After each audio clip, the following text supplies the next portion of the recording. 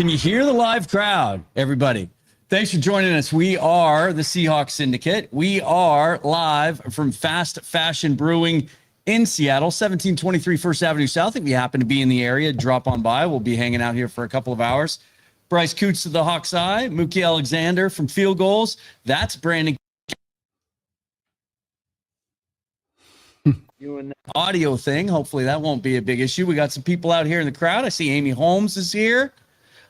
We've got Josh Height joining us tonight, right? And if the Mariners keep peeing down their leg the way they currently are against Tampa Bay Rays, I think we'll get a crowd after the game as well here too. Here's what we're going to do tonight. We're going to recap our thoughts, what we saw at practice out there again today. We'll talk about some potential injury news that's a little mysterious and ominous, or maybe nothing. Could also be that. And then we'll share some of our expectations about what we think we're going to see tomorrow at Football Fest. And then we're going to open it up for some questions. I'm going to try to find someone to give away my preseason Dallas Cowboys tickets to tonight. So we have a whole bunch of stuff in store for you today. But let's start with this, you guys. We have some news. Jadarian Price was not at practice today. We noticed that about 15, 20 minutes in, they were doing some running back drills over on the far field, and there was no number 8. And we didn't see him on the sidelines, and we didn't see anything online about it. And we didn't get to hear from Mike McDonald today. Greg Bell reporting lower body soreness. Corbin Smith worded it as leg soreness, both according to team sources. Let's throw this one to Brandon. First of all, are you worried? No, because I think that, well, the first thing is this is a lot of conjecture on this kind of situation where we don't know exactly the details of it. But let's just take this through ideally of probably what is likely happening. You need to have Jadarian game 1 ready to go because you're probably not going to have Charbonnet game 1 ready to go. If I walk into training camp, and I know that's going to be the case if I'm Mike McDonald, I am going to run Jadarian through the first couple of weeks until the wheels fall off or muscle soreness. Then I slowly allow him to kind of it's like getting that first callus built. Callus gets built, give him a little bit of time to keep working and peppering him through as you get in. You're going to have him giving some preseason reps, but I think that you're going to want him as strong as possible for game 1. So, like, for instance, I did this, Dan. Kenneth Walker, the whole plan through training camp last year was the plan's got to be to get this guy through a full season healthy and at his best at the end of the year. The plan with Jadarian Price has to be, got to get him ready game 1 because that's been as much as any time this year we're going to most need him. Mm-hmm. Yeah, and he's never played, like, we know about the workload in college, right? He's never been the guy and practiced or played to that kind of a workload. It's just weird that they're allowing it to be such a mystery. Why not just tell us that you're giving him the day off? Probably because they didn't realize they were going to have to give him the day off, right? Maybe. That's one of those things, too, where, to Brandon's point here, you're talking about pushing a guy that hasn't had that type of workload, probably even put on him in practices at Notre Dame to an extent because he was constantly splitting reps. He was constantly having those opportunities to take breathers and take series or drives off. So now to Brandon's point, you run him until his legs basically kind of give out. They might have assumed he was going to be good to go. And then he probably just came in today, and when they do their, before they go out on the field, they do their assessments. He was like, hey, you know what? I'm a bit tight. I don't feel I can go. And Mike McDonald's probably, okay, that's fine. I mean, that happens to me all the time. I wake up in the morning injured with it, not knowing where it came from, but I'm not 22 years old either. So, but here's the thing it did do for us, gave us an opportunity to see some other guys get some reps. And I thought the guy that made the most, took advantage of that, made the most of that opportunity, we all agreed, Emmanuel Henderson had a really good day today. Well, I don't know about Emmanuel Henderson because that's Emmanuel Wilson had a really good day today. Well, the thing that's going on is Emmanuel Henderson did not have a very good, especially with the Mariners being the way they are. Just having the last name Wilson is not exactly the most popular thing in Seattle sports at the moment. But this can be rectified. No relation. By Emmanuel Wilson continuing to perform the way he has over the last couple of camps. So I was a bit of an Emmanuel Wilson skeptic in the sense that I thought that he wasn't a particularly explosive athlete. I wasn't sure that he would be anything other than maybe a short yardage back, not even a change of pace back really, but just a guy to get the tough yards. But watching him in the 11-on-11s today, I like what he provides as a receiving back. It looks like he's got soft hands, able to, get open in the flats, probably going to be a check down option too. But when they were running their normal plays during scrimmage, he was one cut and go. north-south, no dancing behind the line. Basically, he would have made Thomas Hammock proud. So for Emmanuel Wilson, he has arguably the most starting experience out of anybody in that running back rotation right now in the NFL, because Charbonnet is out until October at the earliest. We hope that he'll be back in October. Jadarian Price has 0 NFL carries to his name. George Holani has no explosive runs yet in the NFL. So, and then they just signed TJ Harden, who actually didn't look too bad from what we saw in practice today, but otherwise, Wilson deputized for Josh Jacobs. He had a 100-yard game against the Minnesota Vikings, and you know how tough that Vikings defense is, and he was plowing through guys in goal line situations. So I think there could be something there for Emmanuel Wilson to provide a little bit of, as Brian Fleury said, what they're lacking, or John Schneider said, right? What they're lacking from the other backs. It's not to disrespect the other backs. It's just that Wilson, with his frame, with his style of running, presents something that gives defenses a different thing to think about. It's not all just speed and trying to break a 60, 70-yard run. He's really a guy that it feels like he knows who he is. Yeah. He knows exactly what kind of player he is. He's not trying to be Walter Payton out there. He knows he needs to get north-south. He's a physical runner. He does catch the ball really well. We saw that in Green Bay even. And I always like that. We talk about this in terms of draft prospects, right? When their traits translate. It's nice to see that what a guy displays on tape is what he puts on the practice field every day, if that makes sense. Like he understands the kind of player he is and how he needs to play. And I'll tell you this, if you were out at practice today and there was no Jadarian Price, they didn't take a running back in the first round, and they were trying to piece it together with Wilson until Charbonnet gets back, and with George Holani and Jacardier right when he gets back, whatever. Like he looked the part. Mm-hmm. No, he did. And I think that's one of the pluses you've got in this is you've got a situation now where you don't necessarily have a star back, but you've got a complement of backs that are good at doing a little bit of something. You got Holani, that's your premier pass pro guy until Charbonnet comes back. You've got Emmanuel Wilson, who kind of can be that early down workhorse. You've got Velus Jones, who can be a real change of pace back and a guy you can kind of move all over the formations. And then when Darian Price gets back, he will eventually develop. And it allows you not to have to put all that extra weight and pressure on that rookie to come in and be like, you have to be the guy now. Brandon, when they signed Emmanuel Wilson, based on what you'd seen on tape and knew of him, what was your immediate thought? I thought it was good value signing. And we're getting a little bit of echo. If maybe you can just mute your guys' mics over there, Dan, when I'm talking, because they're getting a little bit in the chat too. Mic check, mic check. Yeah. If you mute it on the board. Sorry, bro. I think it's coming. Yeah, I'm still getting echoes for some reason.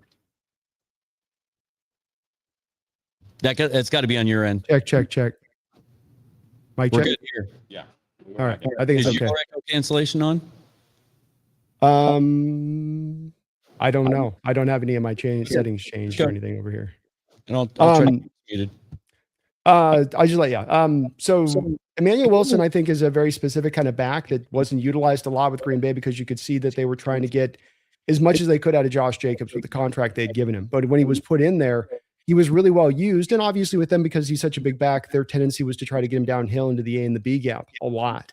And what I saw was that in some of the collective snaps where you'd see him run outside zone or pitch plays out wide, a lot of similar stuff you'd be doing in this running scheme, that you would see him actually be pretty good at it. There was some burst there. And then when you get a guy like that with some burst, I think this way with Charbonnet too, where it's, Charbonnet is kind of at his most treacherous as a hard-nosed runner when he's up to speed full, right? You catch him before the first couple of steps and it's not going to have as much impact as once he's got a little bit of going.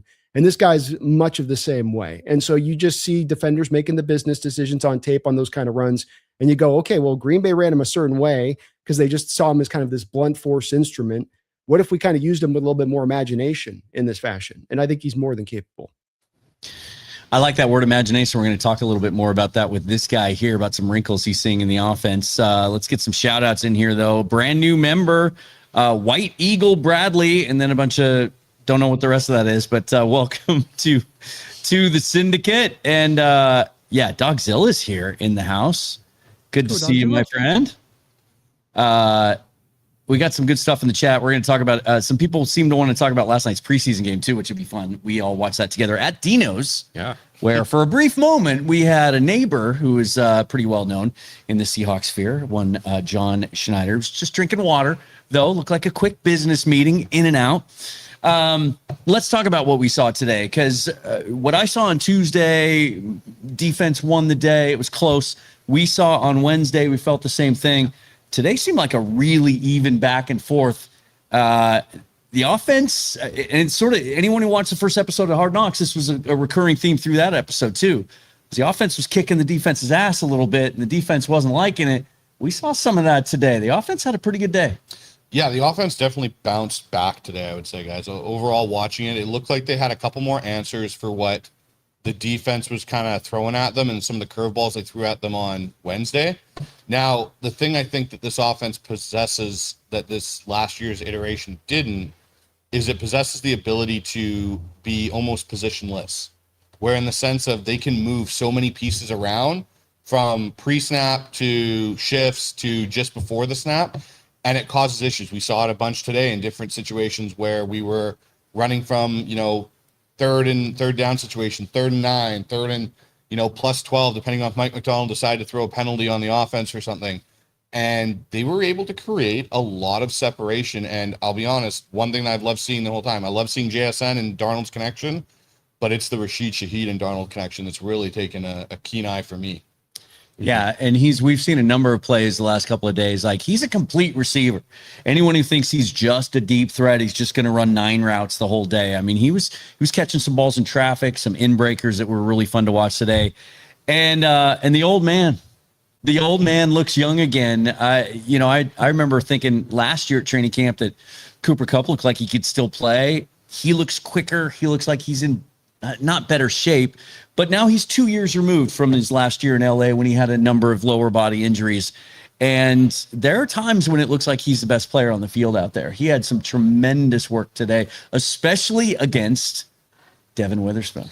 Yeah, he put Witherspoon a couple times in the blender there in the one-on-one period. And again, take that with a grain of salt. One-on-ones, there's a lot of open space, but the first one especially, Witherspoon went to be aggressive. He went and pressed, and Kupp gave him 2 kind of head nods in certain directions, and Spoon jumped one, and Kupp, as soon as he saw that, darted inside, and Sam threw a ball right on time. And again, it's just one of those things where that's the savviness of Cooper Kupp. He's okay maybe not having the top end speed that he used to have and it still wasn't top end speed, but what he could max put out, seeing him work in this offense this year, he looks rejuvenated in this offense. He does, and I think let's talk about Sam Darnold. We spent a lot of time talking about Jalen Milroe the other day. Sometimes we forget about the guy, right? He threw 2 picks today. One a little bit behind AJ Barner, but hats off to Drake Thomas. I think the Seahawks put it out on their social media. If you haven't seen it yet, just tremendous dive-in catch from Drake Thomas. Then another one, I think Condotta even characterized the second one as it's probably not a throw that he makes in a regular season game. It was just kind of trying to get it in there. Cody White was clearly double covered. I think it was Okada and Pritchett. Pritchett ends up picking the ball off. Probably a pass that Sam shouldn't have thrown. But before any of you out there even think about cringing, because I just said Sam Darnold threw 2 interceptions today after he's had a very clean first 12 practices, the rest of the time, he was great today. Yeah. He was. I'd say he was sharp. I'd say sharper than yesterday. And I think he didn't even throw an interception on Wednesday, rather, not yesterday. He didn't throw an interception, but there were times there were some miscommunications, and there were times where the defense was definitely getting him sped up. But so for those of you who weren't at camp, this was a bit of a different type of practice today. And it's not like anything brand new, but you had a lot of 1s versus 3s. 1s versus 2s, like the second team offense versus the first team defense. You do a little bit of mixing and matching. And I'd say that for Darnold, he was really dialed in the red zone in a way that he wasn't on Wednesday. Threw an absolute dart to JSN for a touchdown in the back corner of the end zone with tight coverage. I think he threw another touchdown to, was it Barner or I can't remember who. He had one to Ricky White. He hit Barner on the wheel. Yep. Yes, it was a wheel route. And then well, I want to get Bryce's take on this. We were seeing this after the hydration break. No, the World Cup didn't follow into the training camp as far as a hydration break, but it's certainly the first time I've seen that. But what we did have was a little bit of install, and they were working on this kind of fake to the back and then a little flip shovel pass, and they were doing it with Barner during the installs, but in the 11-on-11s and the red zone situational drills, shovel pass to Elijah Arroyo up the middle for a touchdown. So does that seem like a bit of a Shanahan type of staple what we're seeing from Brian Fleury? Yeah, that comes from the West Coast scheme. It's something that you can track back to Bill Walsh. It's what they used to do with Roger Craig. They'd have him in offset wing sets. They'd have a fake to Rathman. He'd come in and they'd just shovel inside. We saw Bruce Arians do it with Larry Fitzgerald a few times. Mm-hmm. Won a playoff game that way. Exactly. It's one of those things where that play, especially when you're a team that loves to run zone, loves to run the ball, and you also do a lot of motion, which we've now started to see, that's where you can take advantage of a defense trying to guess right and you catch them guessing wrong. Mm-hmm. Yeah, so I think that's anybody who's freaking out over the interceptions, don't worry. I mean, like, this is not the Cleveland Browns. I said this last year. We don't have to worry. We don't have to track obsessively every single pass that the quarterbacks make because there's some sort of crisis of confidence. That being said, though, Sam in that red zone session was 5 of his 9 snaps went for touchdowns. He had 3 straight at one point. And when I say he had a great day, it wasn't just that he was completing balls. He was completing balls of a very high degree of difficulty. A lot of deep, kind of looked like Matthew Stafford out there with some deep in-breaking stuff and some skinny posts. He had a long one to Cooper Kupp. He had another slant to Kupp that might have gone for a touchdown if they were in pads and full contact today. Sam was threading the needle, and he looks in command, and he looks even more comfortable than he did a year ago at this time. Oh yeah, you can tell he's kind of, the monkey is off his back in a way. Like, he just looks more relaxed out there. He looks like he's in command of the offense, not facilitating it. He's in command. It is his offense to run. And I think also Brian Fleury's given him some of that control this year, right? We've heard that, hey, if you like some things from your time in Minnesota with Kevin O'Connell, let's find a way to get those in. And it just feels like it's Sam's team more so than it did. Not that it didn't last year, but there's just a different feeling. It's very much like when Matt Hasselbeck got to the Super Bowl, and then after that, it was kind of Matt's team. Very similar kind of thing. Want to throw this other angle up here. We got a crowd cam. We can get a shot of the folks that are here today. Everybody, thanks for being here. Brandon, I want to get you in here. What questions do you have for us? Maybe take the mantle here for a couple of minutes and ask us anything you're curious about what we might have seen at practice today and Wednesday. Yeah. Well, I think it's great to hear about Sam Darnold. And just for record, I think you want to have quarterback toss and picks in training camp, just like you want pitchers in spring training to be working on secondary pitches and whatnot in live games, because this is the time to work stuff out, not to be super safe, so that it looks good in the box score for people that are taking note, off the side. So I'm glad you guys in the same place with that. First and foremost, I think last year we had a certain level of intensity that we expected from the practices, or that we saw from the practices. Is the same level of intensity truly, really there if you think about it in kind of as harsh a terms as you can? I mean, really looking at it from an eye of not just, it's easy to kind of go, yeah, sure. But was it really in that same place that we saw from last season, just on the surface first? Yeah, Mookie, I'll go for you on this one. I want to figure out how I want to kind of give that answer. So we were here, you and I were here for only 2 practices, but Dan was there for a good chunk of them. Yeah. And so there's a tangible difference. I'm almost certain, had more padded practices this time last season than they did right now, because they've only had 3 padded practices, and their first one was last Thursday. They did another one on Monday, and then no pads on Wednesday when we were there. Walk through on Thursday, and then no pads again on Friday. That's different from last year. So when Fan Fest, Football Fest at Lumen Field was here last year, they did go pads. We were there, padded practice, and that was in the afternoon too. So this is a morning practice, and it's a shorter practice too. Like they went about a couple of hours as opposed to 2.5 to 3. So kind of by default, when you don't have the padded practices, you don't have that same level of intensity. You don't have that physicality. Maybe for the good of maybe for our benefit, not the fights that will freak everybody out. I mean, it'd be great for Hard Knocks. It's great television. It's great television. We didn't see Derek Hall choke slamming anybody, so I think we're all clear on that front. But I don't think it's anything to worry. I expect that they'll be in pads tomorrow. What I'm wondering is, because they're the opening game of the season starts on a Wednesday now. If they're kind of ramping up the padded practices and the aggression and physical nature of practice starting with next week, starting with the week of the Cowboys game, because after that, they will have a couple of normal practices at VMAC, but they're going to have that joint practice with the Titans. Yeah. Yeah. And that's where they play the starters. They like to go, we won't see many of the starters, if any, in that second preseason game because, Mike talked about this the last 2 years when they did the joint practice. He sees that as the best opportunity to get those real high-speed, full contact reps for his starters and then let the young guys play in that second preseason game.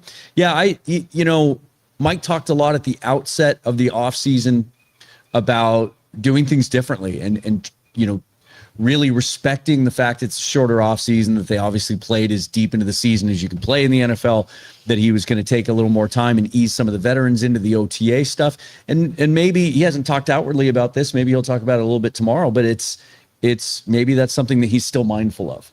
And that he's still just trying to find opportunities to take it easy on these guys a little bit and then ramp it up, as you say, the term you use, as we get through the preseason a little bit. Well, and I think this is just where Mike's also learning as a coach, right? You probably look at a guy that went this offseason and had asked and kind of got information on how other teams that have won Super Bowls handle that offseason. Because it's a different offseason than if you don't, right? Depending on when you finish and just the mindset of the players, it's very different. So now it's okay, how do we get this where we're not putting guys at jeopardy of getting seriously injured, but at the same time getting what we need done completed? Brandon, what else you got for us?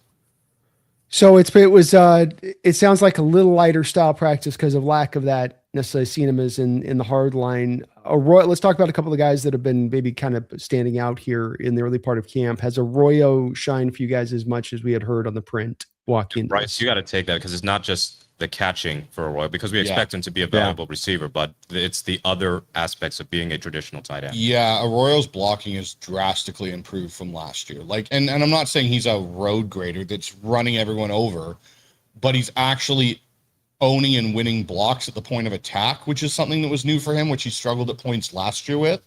The other thing too is understanding the run game. So understanding hey, we're in an outside zone scheme, and Brandon, you'll know this as well as I do.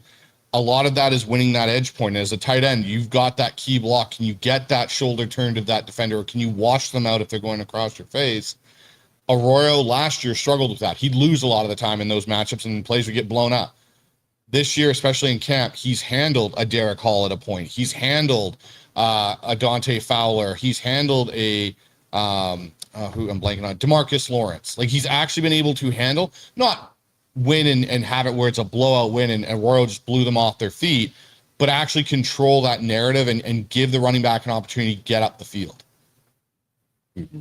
Yeah, and he's making plays all over the field. I think the one consistent theme I've seen throughout the week is if Brian Fleury intends to call games anything like he calls practice, we're going to see a lot of balance. We're going to see a more consistent usage of running backs in the passing game, which we've heard about ever since all the way back at the owners' meetings when Mike McDonald told them that was an objective of theirs. More consistent targeting of the tight ends, because that's what we're seeing in practice. Yeah, we really are seeing the consistent targeting of the tight ends in practice, and not just 5-yard outs and curls. We're seeing them stretch vertically, which is kind of nice, and especially getting that Y overplay on the boots, where you saw Barner today.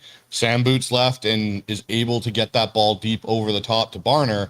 But the other key thing I think that's developing with that, with the tight ends, is Eric Saubert, Arroyo, their ability to actually get that seal block on that boot. Nicky Vanette. That too, Nick Vanette as well, Caller up. They're I think what we're going to see with this tight end group, because of obviously who the offensive coordinator is now, there's an emphasis on the details that maybe might have been missed last year, to the point of Brian Fleury is very driven into that, of how crucial tight ends can be in this offense and how much of an impact they have. Yeah, well, it's not just the blocking and the receiving, it's the pre-snap motion with the tight ends. You mentioned that the new buzzword probably over the next coming weeks is going to be dash motion.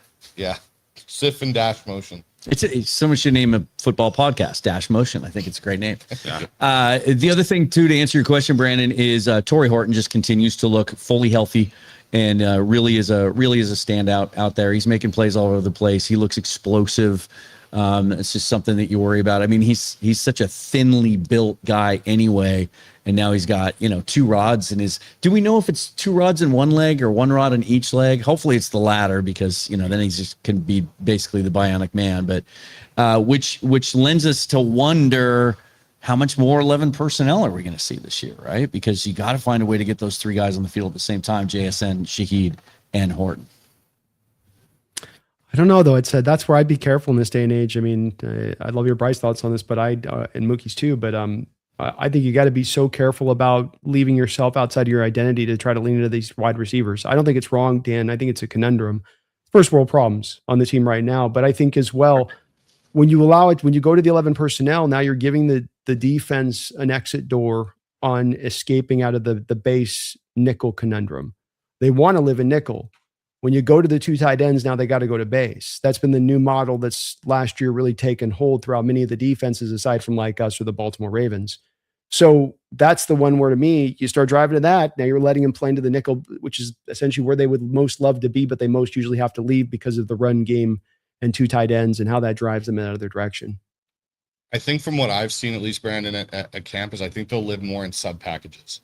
You'll get ones where it's Shaheed and Horton on the field with 2 tight ends, or it's JSN and Horton. And that's why I think Fleury's going to lean into getting more of the receivers involved, is going to be, how do we do it out of a 2 receiver set with sub packages? And that's what I think he's going to live with, because watching what they do and just some of the formations that we've seen, there's a lot of motion, but there's also a lot of interesting condensed splits that we didn't even see last year, with 2 tight ends, having Barner and Arroyo, and like legitimately having Arroyo be your X, or you're even at some points a Z, which is, okay, this changes to your point. Now you get an individual player that creates matchup issues without having to go to, hey, we're putting true 3 receivers on the field. Hey, we've got our first pumpkin appearance of the show. There she is. Scott, 23 Dogs, checking in with the $2 super chat. Torrey Horton's my dark horse candidate in camp. He also gifted 5 YouTube memberships for Seahawks Forever. Yeah. So take advantage of those guys. There we go. Applause for that. Peter Go Hawks super chat says, Bryson boys, Gruden's NFC West preview was loaded to YouTube today. Must watch. When's Mr. Kane coming up to Seattle? I wish I made it out tonight. Any plans to come up to any regular season games this year, Brandon?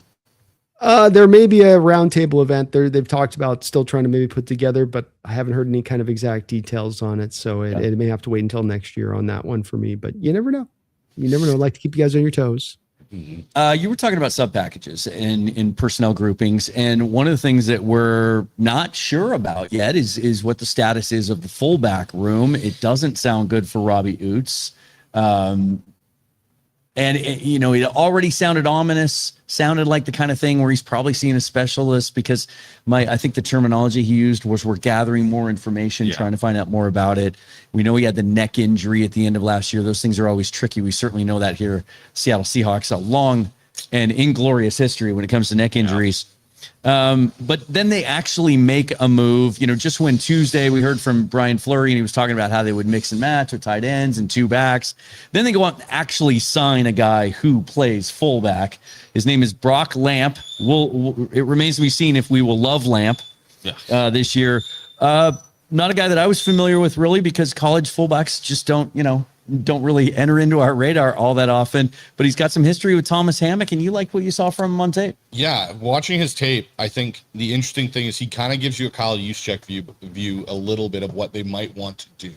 And the reason I say that is he's 6'1", he's about 250. Watching him move around today, he moves well for a guy carrying that weight, and you can tell he's played fullback. And I think that's the one thing. I love Robbie Oots. Don't get me wrong. I really hope he comes back, because he's such a chess piece in a way. But there were times where Robbie Oots, you could tell he'd never played fullback, just leaving from the stance, being that lead blocker in those run games, that type of thing. Where with Lamp, when we saw him today, it knows where to go. And it's going to take him a little bit to get up to speed. But I would say he's going to be a guy that I think will be in that competition to, hey, he might make this 53 as their fullback, because he's got the history with Hammock. He's played the position, and he's got soft hands and he can do a lot of the things they want him to do. Yeah, and in fact, he was already they kind of eased him in. We saw him out working with Thomas Hammock during the warm-up process before they started doing the team portion of practice. But during 11-on-11, we did see Lampy mixed in with the second team offense with Drew Lock and those guys, just for a handful of snaps, because of course he just got here, and evidently, based on the Seahawks pronunciation guide, his last name is Lampy. So we did get to see Lampy in training camp for the first time, and we hope to see more of him. I don't like it. It doesn't work as well for the T-shirts I was going to make. I know, but you know, I'm hoping for the best for Robbie Oots, just from human being standpoint, that it's not what we think it is, especially if it is his neck again. So we're only left to speculate what the injury is or what issue he's dealing with. But in the absence of Oots, to have a natural fullback in there, not having a convert into fullback, I think could be valuable, because and your other quote unquote fullback, H-back really, is Brady Russell, and he does not fit the fullback mold. So he's just undersized for the position. And even as a receiver, he has had issues, even dating back to when he first came on the team, with drops. So I'm looking forward to seeing if Lampy actually practices on Saturday and gets a little bit more involved as doing blocking, whether he can be a receiving fullback option. So that's just another wrinkle to look at for Brian Fleury's offense. So the FCC does not require podcasts to give you equal time the way they do television broadcasting. But when you give a super chat, you're going to get equal time. We got a Rams fan in the house, banker El Prez with the $4.99 super chat checking in. He says, here's my observations. 1, still pissed about the Ty Simpson Nepo pick. 2, Myles Garrett's looking good. And 3, AD needs to decide already. Saw some new video. This reminds me of when Peyton Manning was plotting his comeback, and they got the secret footage of him out at Duke working with some receivers. Jacob Hollister, I think, was included in that, if I recall right.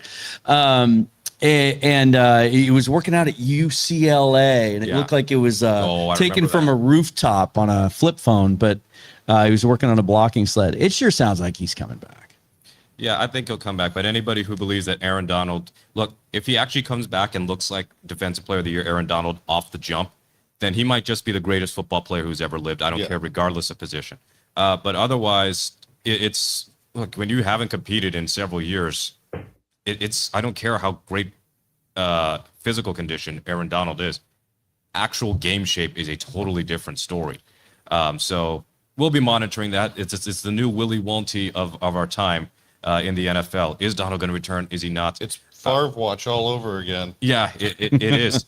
So, and of course, the observation, Myles Garrett looks good. I mean, did you expect him to look like, man, he's lumbering? Did we trade for the right Garrett? If you listen to Sean McVay in his little press conference thing, it sounded like nobody on their team could block him if they put everyone on him. Oh, yeah. Well, you know what? A lot of offensive lines can say exactly that. Yeah. Let's one real quick. I just want to, because I understand completely where Mookie's coming from, and I do think that we'll see what kind of Donald we get. I do wonder about whether or not he'd come back if he's just a shell of himself. If he's coming back and he's 60%, would he be doing that? I know, and that's where I think that makes sense in what he's saying with that. And there's a guy recently I've been thinking a lot about with this, where it wasn't quite as long, but it was in a similar place of his age. Al Woods. Al Woods sat out for a year. And remember at that time, Mookie, some of the stuff that he talked about after he came back for a year, that's also kind of on the plus side of this. And also a little bit of maybe why we can kind of connect this back to why we haven't seen as much pads so far. You get injuries, and Bryce can back me up on this sometimes in the NFL or in playing football, that can even last long beyond the season going, into the off season, into the next season, where, man, that thing's still bothering me. That thing's still hurting me. And one thing Al talked about was the fact that mere year and a half he got off allowed for some of those bumps and bruises that had prolonged through his long career to start to alleviate. And he felt refreshed. And remember that version of Al Woods that we got when he came back off of that was a guy that was a pretty damn good player. And so I'm growing a little more concerned with it. I know for a fact he's coming back. So there's no real question here. I know people keep playing the game. Is he going to, he's coming back. I'm telling you, 100% certainty. I would not, you guys know me. I would not be telling you guys this unless I knew with 100%. He is coming back. So it's a matter of, they're just trying to get every last red nickel, I'm sure, out of the negotiations in the background of this, because he's on the hook for $30 million. Rams don't want to pay $30 million. Players are never going to come out and be like, you know what, I want to come back, but they're just not quite coming up to what I need to be paid. Like, well, wait, are you coming back for the championship or are you coming back to get paid? So he can't come out and say that. You got to read that between the lines. But I guarantee you that that's inherently at the heart of this. And we talked about this at practice today, the load management thing. You know, I used to be really critical of the league for the new rules and the way they cut back on contact and things they can do in practice. I thought it was going to negatively impact the game on Sundays. I don't think we've seen that. And now I think teams are just getting better at learning how to practice without the contact, but getting ready for game day. And I think the greatest example of that maybe was the game we saw last night. Yeah. Usually preseason football is bad. Usually the Hall of Fame game is even worse than that. Brandon, did you have a chance to watch the game last night? That might have been one of the most entertaining and honestly high quality of football that I can remember seeing this early in the preseason. It was a great game. Yeah, I mean, I would love nothing more because of my pre-draft outlook of Carson Beck than to throw away that performance. And I do have a lot of questions about Carolina and that defense this year, especially with them having lost Nick Gordon already for the season. But that being said, we once had a Russell Wilson come out to shoot and put a performance up like he did in his first game being Beck. And so you can't really overlook it. And there were the decisiveness, decision-making for a rookie in his first start to not look in over his head and to be just so comfortable. Like this is like third training camp for me. It was pretty surprising to see. So I still maintain my pre-draft evaluation of him, but I can't take that away from him. And I will say just one other thing. You guys mentioned the wheel routes, and I think something that's starting to really emerge for me this year as what is going to separate offenses in this sport across the board. And that is going to be sort of the tit for tat versus tit for tat for tit for tat. So offenses are bombs away a couple of years ago. Defenses go to cover two. Defenses go to cover two. Offenses start to run the ball. Then we get some of the more of the base looks from like last year defensively where it's more heavier formations. Now defenses with the cover two, which is protecting against deep shots, start to now creep up closer to the line of scrimmage. Now we start to see routes integrated and play calling integrated to have the look off of the snap be one thing, almost kind of like the inverse of what defenses do with the coverages. It's your snapshot off the snap is it's going to look like this, but it's actually going to be that. How many wheel routes across the board in the NFL are you guys hearing about in training camp? I'm seeing it on videos all across the place. The Carson Beck shot he took down the field where the guy took the hit, that route he's running. What does he do? He goes up the field. It ain't a straight 9, right? He kind of, he runs it up. He twists it off a little bit. And it's not like a slug. It's not like an out and up, but it's like a little bit of a soft one almost, right? And catches the guy squatting. Brandon, it's called what they call as a rail route, essentially. And what you do is you use the number and you split it from the number on the field to the sideline. It's basically like you're kind of running on the under part of that and then you fade away to it. But you, again, to your point, you line up inside and then you use that to your advantage. You expand the route as you get down the field where like a traditional wheel, you're running flat and then up. And to your point, I think this is what you're seeing is like to your point with, okay, teams are now going to load the block, stop the run. You get that single high. You can run so many more combos off of that with, hey, we're going to run the post with like a Shaheed and run Barner out the back where that corner now starts sliding inside and that safety stays inside. And then you get, and that's exactly what happened today. We got Megan Aussie checking in. She's been a member for 53 months. Congratulations on that. Let's get a little loud action in there. There we go. She says, love the leader Sam is. Called it since USC.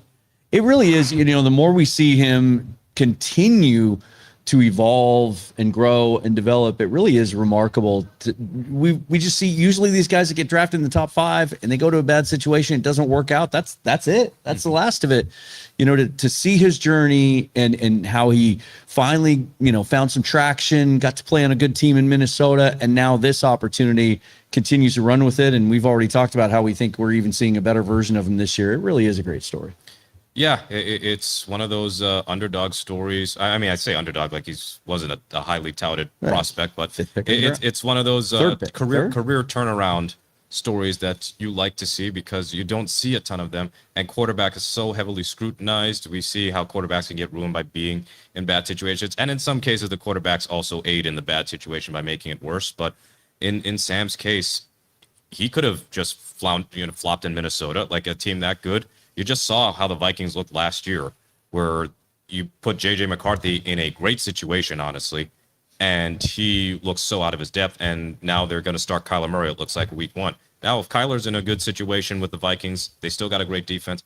If it doesn't work for Kyler, then I think that's pretty telling. But for Sam, he obviously put in the work. I think he got the good coaching in San Francisco that kind of helps springboard his turnaround. And then you get more good coaching from a great offensive mind in Kevin O'Connell. And then that continues with not just Kubiak as his offense coordinator, but Mike McDonald as the head coach. And now, even though he's got another new offensive coordinator, it's not like he's going to have to go like full Rosetta Stone, Duolingo, learn a completely new language in a few days. It's just more that comfort level for him, both in learning the offense or just being around a roster that is not like in constant turnover either. And I'm glad we're talking about Sam again, too, because we spent a lot of time this week talking about Jalen Milroe. I know I spent a lot of time talking about it because on Tuesday in particular, I thought it was the best I'd ever seen him. And just saying that has triggered a lot of fans to now start to think about, well, maybe he can be the starter in 2 years. We let Sam go or we trade him. We get high picks. We get a player. We save the money. We go on the rookie contract. I do not want to be mistaken. As good as Jalen Milroe has looked and as advanced as his development seems to be in just a year's time, there's Jalen and then there's Sam. Jalen had a good day today. He's nowhere near what Sam Darnold's doing out there. No, he's not. And I wouldn't expect him to be really real in the fact of what he's coming out of college. And this goes back to just QB development in its whole with college football and the difference between that and going to the NFL and what they ask you to do. This is where I think, if Jalen Milroe had gone to another team and they had said, hey, you're competing for number 1 reps and you're competing to be our starter, Jalen Milroe is the guy that we look at and we go, yeah, he's a bust. Like he's not going to pan out.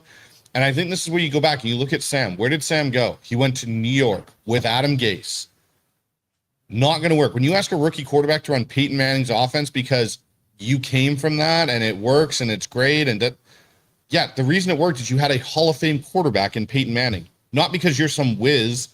Look at Adam Gase's arc since he left Peyton. It wasn't good as an offensive coordinator. Yeah. But what you get is you get such a stigma put on these quarterbacks where they're busts and they can't do it and they can't. Look at what Sam has now done. This leads the story of if you develop quarterbacks and you don't rush them and you actually have a foundation in place, you can actually have them succeed and be what they're supposed to be. Sam right now, top 10 quarterback in the NFL, if not pushing to top 7, realistically, right? We went through an exercise at Dino's the other night. Yeah. And which we're going to do on an upcoming Yes. Seahawks Syndicate show. So don't give too much of it away. But it was a fun exercise to do to find out like where you would place Sam realistically. Yeah. And I look at what I saw from Sam today. Okay, he has the 2 picks. He didn't get gun shy. He went and threw a strike. he got better. He got better after that best second pass I've seen Sam throw through everything that I saw in the 2 days here. The one and to Cup. The one to Cup. Yeah. He literally threw it between the linebacker, Brandon, and the closing and driving nickel and put it right in the one spot. Cup caught it and was gone. There was no safety that could have got to him, nothing. He was gone through the shot and gone. Yeah, it's good stuff. I got a question real quick in regards to that. Are we sure, and I'm an optimism, despite sometimes may not seeming so, are we sure that Cooper Kupp may not be able to tap back in fairly close based on what I'm hearing from how he's looked, at training camp? Not to try to oversell it, but this guy has a prediction. I think Cooper Kupp's going to be somewhere in the range of maybe, I'd say 60 to 70 catches this year, Brandon, and I could see 600 or 700 yards for Cooper Kupp. Realistically, I think the thing that, again, and this is something I've kind of, and Mookie's now seen the document that I've created. When you look at last year's offense and what Clint Kubiak did, there was more DNA to that offense of what his dad did in Houston in 2010, 2011, 2012, 2013, right after Kyle had left. There's more Gary Kubiak influence in our offense last year than there was of the Kyle Shanahan, McVay type of stuff. Watching how Kupp moves and the things he's being asked to do in this offense leads more to what Sean asked him to do, what he's more comfortable with, and you can just see it in the option routes they built in, his movement, all those type of things. I think there's a very realistic, point to be made that Cooper Kupp could be this, a true 2 in this, where it's 600 or 700 yards, 5 or 6 touchdowns. That could be a realistic number for Cooper Kupp this year. I would say that if Kupp continues to look how he has looked in camp, And frankly, last year he looked good in camp. It's just but not this good. Not this good. Right. But it takes a little bit of pressure off of Torrey Horton because I think we don't want to get too far ahead of our skis because of the Commanders game for Horton. I mean, it was exciting, but what it provides you is we might have JSN number one. He's the alpha. We don't need to debate that. But you could have like a two instead of a 1A, 1B. That 2A, 2B. Now it's 2A, 2B with Cup and Shaheed. Yeah. So, and it's two different styles of receivers. And the thing with Horton is I still have questions about him winning at the catch point because there've been a couple of times where he's had the ball jarred loose and contact in a way The that interception that Knight had. Yes, basically it was that. Whereas with Cooper Kupp, he's got strong hands and he knows how to use his body well. He always has. So I think that for Cooper, while his future post football is almost certainly in coaching, as far as I'm concerned, if any of you have seen the Hard Knocks clip, his immediate future is that of somebody who is going to continue to have an important role in the passing offense. But we also know that the other aspect of Cooper Kupp is when he is ready to get down and dirty with the run blocking, he is going to do it. And that's what Sean McVay asked of him countless times back in the day. To your point about the catch point, the 2 1-on-1 wins that he had against Witherspoon today, Witherspoon is right in his hip pocket. They were really contested catches, but Kupp he's so good and he's so strong with his hands. And on the first one, it was great because he was able to catch the ball. Witherspoon, as you described, was trying to beat it out of him. Yeah. And he just kind of almost like a basketball player, just kind of held it away from his body long enough to make sure that the ball wasn't in jeopardy. It was a really terrific play. Could you remember too, Dan? I was trying to recall this because remember the one-handed catch he made about a week ago in training camp. Kupp did down the sideline there on a 9 route. Yeah. Do you guys were we not there last year on that very same route being thrown and Sam Darnold overthrew him a little bit? Yep. Or am I remembering that? You're remembering that correctly because you and me both looked at each other and we're like, if Sam puts that on Kupp, he's got it. And I just saw that play and I've been thinking about it a little bit like that's second year chemistry return where it's the difference between 1 foot to it's been closed down. Yeah. It's a great point. Little Billy with the super chat asking, how does Fowler look? Today in particular, we noticed him quite a bit and they were moving him around a lot. He was playing off both edges and even doing the thing, doing the Jadeveon Clowney thing where he was like the stand up over center thing a couple of times. Some of their spinner, Dan. It's such a fun name. You got to be a spinner. Spinner. He looks young. I mean, he's got the burst. He's still got the bend. And then we heard a radio interview with him today. He's loving Seattle. Oh yeah. The thing that's interesting too is if you look at the defensive sets is it's him and DeMarcus Lawrence a lot of the time in the third down pass rushing situations where Derek Hall and Chenna seem to be eating up more of those early down reps.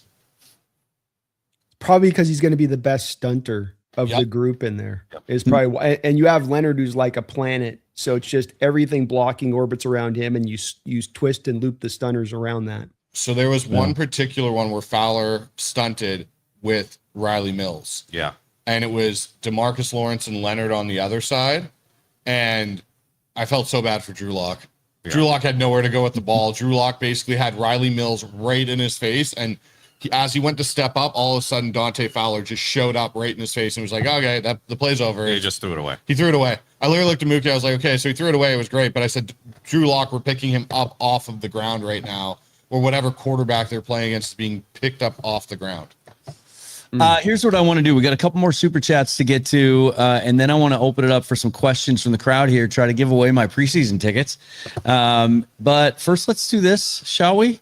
Both Brandon and I are very happy and proud to be represented by Prize Picks. So we got to pay some bills here. Prize Picks right now is a brand new deal for you, and it allows you to try the app out in what I consider the best way to use the app. Prize Picks is great. There's a reason they're the #1 sports pick app in the country, but my favorite thing to do is build lineups. And what you do, for an example, here, the Mariners are playing. Well, I use the word playing loosely. They're down 2-0 to the Tampa Bay Rays. What inning is it? It's the 6th. It's the 6th. So it looks like maybe their Major League Baseball league leading 12th time being shut out this year. And so here's what you do. You go to a Mariner game. You can pick any game from any sport. You scroll through the players in that game, a number of different categories, and you simply select more or less. Well, if you want to win, just select less when it comes to the Mariners offense. You're probably going to have a pretty good shot to succeed. And right now, Prize Picks is going to reward you for succeeding. Here's what you do. You download the app, you sign up using the promo code HMA. It's the same, whether it's on Brandon's side or my side. And then you play your first $5 lineup. And if you win, Prize Picks is going to bonus you $150 in lineups instantly as a reward. So download the app, sign up using the promo code HMA, play that $5 lineup. And if you win, they're going to give you $150 in bonus lineups. It's available in a ton of states. Check to see the availability where you live. Prize Picks, it's good to be right. And then I got one more here for you. I got to read this one straight off. This one's brand new. I haven't committed it to memory yet. What's one money lesson you wished you'd learned earlier? There's a lot of them for me. How are you passing it down to your kids? For all the parents out there with teenagers, we know you're already trying to keep a million different things under control. Isn't that true? Cash App is here to help make sure your teens' money and their spending isn't adding to that craziness. It's never too early for your kids to start saving. Small steps today can build strong habits tomorrow. Cash App is now offering teens interest on savings so they can grow money faster, all under your guidance. You can sponsor your teen on Cash App to set them up today. There's no hidden or monthly fees and no minimum account balances. Teens can start with as little as $1 and grow from there without paying anything extra. You can also manage everything directly from your own Cash App account without having to switch between the two, making it simple to stay connected to your teen's financial activity in a way that's both efficient and empowering. Download the Cash App today and sponsor your teen. Visit our link in the bio. All right, so I got a couple of super chats to get here, a couple of questions, and then you guys that are here, if you have any questions you want to ask, just step up to that table with the microphone right there. And when you do, take a little piece of paper there, write down your name, phone number, email, address. We'll do a drawing at the end for my preseason tickets. And also, I'm just going to let you pick something off of the merch site as well. We got the Seahawks Syndicate logo on there, and so we'll give that away as well. And before you leave, we'll just go to the site. You can pick out what you want, and I will get it ordered for you. Brian Myers checking out. Checking in with the super chat. Yeah. Appreciate that, Brian. Says, we saw some well-timed use of tempo and no huddle last season. Will we see more this year, maybe in combo with some motion? Go Hawks. Well, we didn't see it today because they were working on situational stuff, but we sure did on Wednesday. Yeah, and we saw it today too. The tempo's there. Yeah, that's the one thing with them. First 11 on 11s, Yeah. the way we were seeing them do kind of essentially a 2-minute drill exercise. And I think they were also doing some tempo stuff, 2-minute drill, hurry up offenses with simulated crowd noise. So they wanted us in the stands on the berm to kind of be the opponent for the Seahawks, if you will, and mimic that tough road environment. They had the piped in crowd noise, the piped in crowd noise that they think happens at Lumen Field, but this one actually happened at VMAC. And then we were doing our own cheers, and it happened with all three offenses. Darnold, Locke, Milroe, they all had to deal with it. So and that meant we saw some timeout usage. We saw some mad scrambles for subs. So it's obviously something that they're working on. Yeah, for sure. And we saw it mixed in more, right, Bryce? And that's always how I've appreciated the use of tempo. There's two ways to administer it, right? You'd see, you're behind, you're stagnant, the offense just can't get out of their own way, you can't get anything going, no momentum. So, let's try tempo and see if that gets things. And then there's using it as a changeup, right? And we saw some of that on Wednesday where it's first 3 or 4 plays of the drive, under center, huddle, the whole thing, and then all of a sudden they'd switch it up and go tempo, no huddle for a couple plays in a row. Which one do you prefer as a coach? You like using that? I like using it. So for me, I like using tempo to start a game. I like no huddle to start a game because you figure out very quickly how the defense wants to sub. The other thing I like to do too is I like to go, okay, we've had a big explosive. Now let's just get back up on the ball and run our next play. Yeah.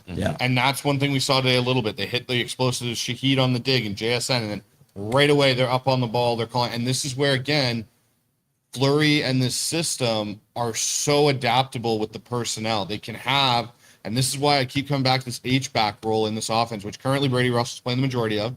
Maybe Lampy's the one that takes over it. But it is such a crucial role because it is asking that player to be a tight end, to be able to be split out into the slot, to be able to play that fullback role, and be able to interchange that when you run onto the ball. You could be in a play prior to that where you look like you're in 11 personnel, and then all of a sudden you're hopping in and you're in now 21 personnel. And now that changes how the defense, to Brandon's point, how are we playing you? What package are we putting on the field? Are we playing a traditional nickel package, or are we playing a base package? And is our H-back a better athlete than now your linebacker that we are going to walk out into the slot?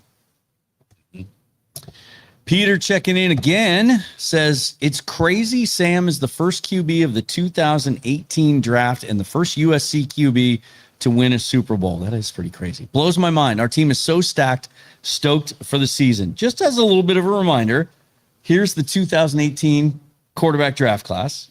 Baker Mayfield, Sam Darnold at 1 and 3, Josh Allen at 7, Lamar Jackson at 32, Mason Rudolph at 76, the only other player from that class still active in the NFL. Some of the other, Josh Rosen taken at number 10, long since out of the league.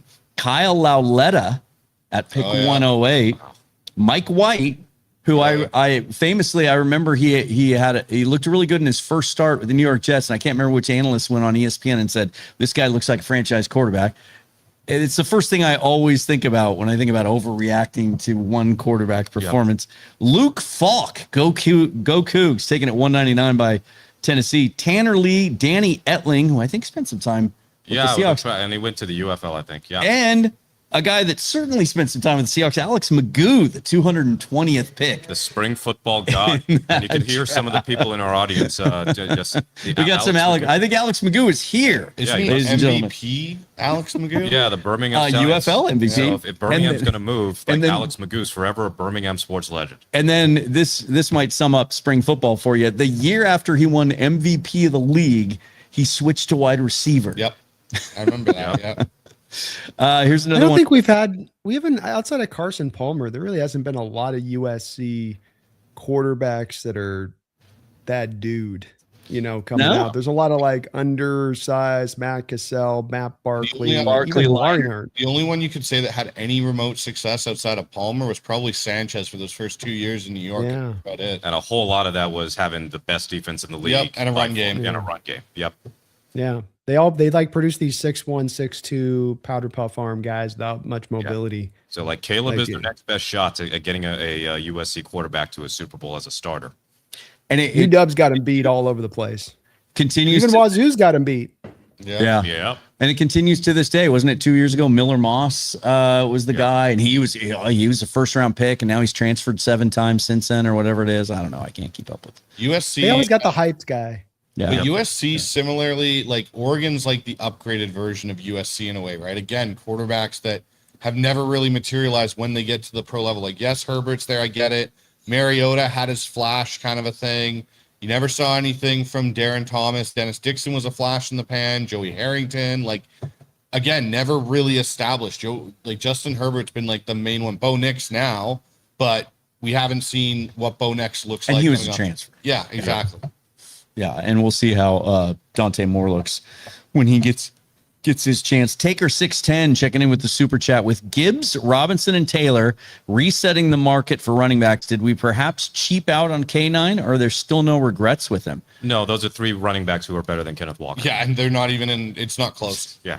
Yeah, and I think it'll be interesting to see how this develops over the next couple of years.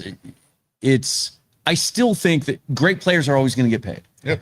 Regardless of positional value or whatever tag you want to attach. I don't think this indicates some sort of trend that all of a sudden it's going to cost you more to retain running backs. I think it's in a vacuum. I think teams will pay elite running backs. Otherwise, they're content with taking them later in the draft or just kind of pulling them off the street. And in Taylor's case, I guarantee you that's the last major contract he has with the Colts, because when that contract's over, if he sees to it, he'll be 30. Yep. And they certainly are not shy in using Jonathan Taylor. Yeah. We've seen some reports out of Indianapolis that they have no intention of signing him beyond this current deal. And so they are going to run him as much as humanly possible while they have him. Yeah. And I do think, I don't know. Ballard's best draft pick. Yeah. That or Quentin Nelson. Yeah. Realistically, those are his 2 best draft picks. Yeah. Let's not look at the rest of that resume, though. Exactly my point. Well, even he admitted, you hear him? He's like, you don't have a contract next year. So I got to win. Or I'm going to be out of here. I got to win. Like, you don't usually hear general managers talk in such, succinct terms. Anybody want to step up and ask a question? Here comes Amy Holmes, great supporter of all of the Seahawks podcasts and shows out there. Terrific fan. Amy, good to see you. Wait. Hold on. Let me take you off mute. There you go. Okay. Nice to see you. I was wondering, based on what you saw this week, what you think the storylines of Hard Knocks this next week will be. Ooh, that's a good one. I wonder if they'll do anything about Price, depending on the extent of, or Robbie Goose, because those are big mysteries. But that's a good question. You're talking about this things that we're seeing in practice. Yeah. Based on what you saw this week, because you've been to 2 practices this week, right? He's been to 3. And Dan's actually. been to 3. Yeah. What do you think they might be focused on for this next week? I could see Milroe getting some story time, but I think it's an intriguing enough story. Developmental quarterback. He was a big name in college, of course. And the Arroyo with him, second year episode kind of thing, second year episode thing. I think the DBs are going to get a good play. Yeah. Fuller, Dansby, Rodney Thomas, like the guys that aren't the starters. Mm-hmm. I think they might be a good piece on the Hard Knocks this week, just because you've got guys that are balling out that are rookies. Dansby and Fuller look great out there, even though they've gotten worked over by JSN and Cup a few times. Yeah. When they play against guys that are 2s and 3s, they play pretty well. So I think that could be one of the angles they look is that. And I think one thing we'll see probably on the next episode on Tuesdays, we're obviously going to talk about the fights, but yeah. I think that we could see more about Cooper Kupp, but also we were talking about quarterbacks. There could be a story to like, even though he's not done anything amazing in camp, but Drew Lock going from, quasi bust in Denver. I mean, when you're a 2nd round pick, it's kind of hard to be a bust there. That's a borderline bust territory, but he's part of the Russell Wilson trade, which is still absolutely intrinsic to telling the story of last year's Seahawks, just considering how many players that they're able to get and then the subsequent end of the Carroll era, the start of the McDonald era. But then, Drew comes to Seattle. Is he the guy? Well, he doesn't win the starting job. He has his moment of fame against the Philadelphia Eagles, and then he gets paid by the Giants. He leaves Seattle, and then he comes back. And he is the only part of the Russell Wilson trade from the Denver side who can say he's got a ring. And he got to do a lot of handoff duties last year, but I'm sure for Locke, and he had some personal tragedy because I believe his dad died right before the season started. It's got to mean a lot for Drew that Seattle and Schneider in particular believed in him enough to say, hey, you want to come back? And he gave him a 2-year deal. There's no evidence that Locke is going to be gone anytime soon. So it's probably his own bit of perseverance that he stayed in the league. And those are the new ones. But the other thing Hard Knocks does really well is they carry some storylines throughout and they develop them week to week, right? And I think they haven't even told Derek Hall's story yet, but they touched on it. They hinted at it. He was the opening scene pulling up in that big truck, and then he was involved in the fight. And then there was the thing with Brady Russell. Hey, is he? He got paid? Is he? I think they have to tell his story about how he was born and all of that. I think.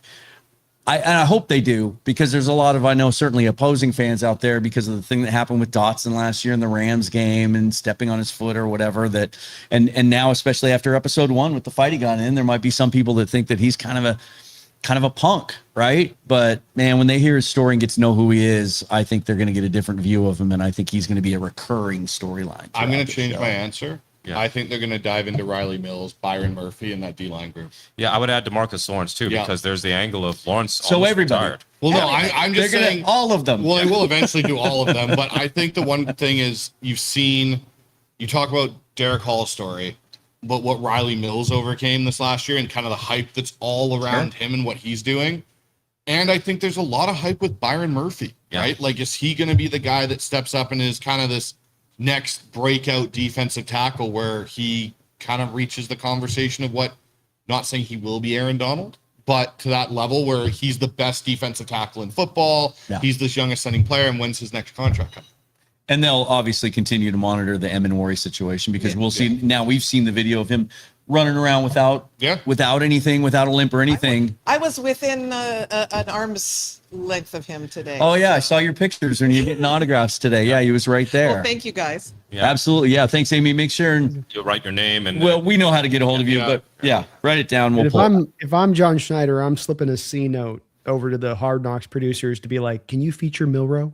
I mean, just do one of those cut ups of all of his best throws, just in slow motion, tight on the spiral, running Or the tight, other trade all of candidates potentially. You might want to maybe like, hey, could you give Christian Haynes a little extra time? Hey, Exactly. Can you show him on one of those dominant reps, close up, slow mo? So this is something I pointed out to Dan and Mookie. If you go back and watch John Schneider's clip in his office where he's standing, I'm not sure who he's with, and the depth chart's up on the board. If you look at quarterback, it's not 1, 2, 3. It's 1 and 2, 2. So the board usually goes all down positions, but the two name bars, side by side. they're blurred out, but they're side by side, Yeah, which are Milroe and Locke. They're not Darnold, Locke, Milroe. It's Darnold and two side by side, and it's not like there isn't space to drop them down. That's the Hawk's eye. That's the Hawk's eye right there. Those keen eyes right now. Okay, We got another question. Tell us your name and where you're from, and then ask away. Josh from Burien. Josh, thanks for being here. All right, thank you guys for being here. So, question for you: aside from the obvious Jadarian Price and Bud Clark, who of the rookies do you see contributing the most next year? And are there any like bubble guys that are really like showing up for you?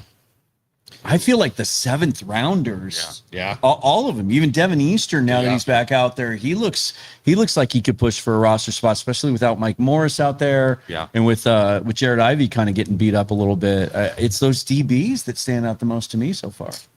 Yeah, the DBs. Except for Julian Neal, he hasn't been out there. Yeah, unfortunately, Julian Neal. I'm trying to think of like guys that are kind of popped that aren't necessarily names. Well, the one who hasn't is Bo Stevens, other than he has done a terrific job as the hype man, getting the crowd going every day. That's a John Benton tradition, and he's the only rookie draft pick this year. I would say someone else that's popped, at least for the 2 days that I've been there, is Gaines. Yes, we talked about him in our quick reaction video, which we filmed, which we shot about an hour after practice ended. So by then, just so everybody's clear on that, we did not know what Jadarian Price's injury situation was, lest anybody else believe that we were leading people astray. But Jalen Gaines made a couple of nice plays. He's been twice, both practices we've been, he has snuffed out a play action pass. Yeah.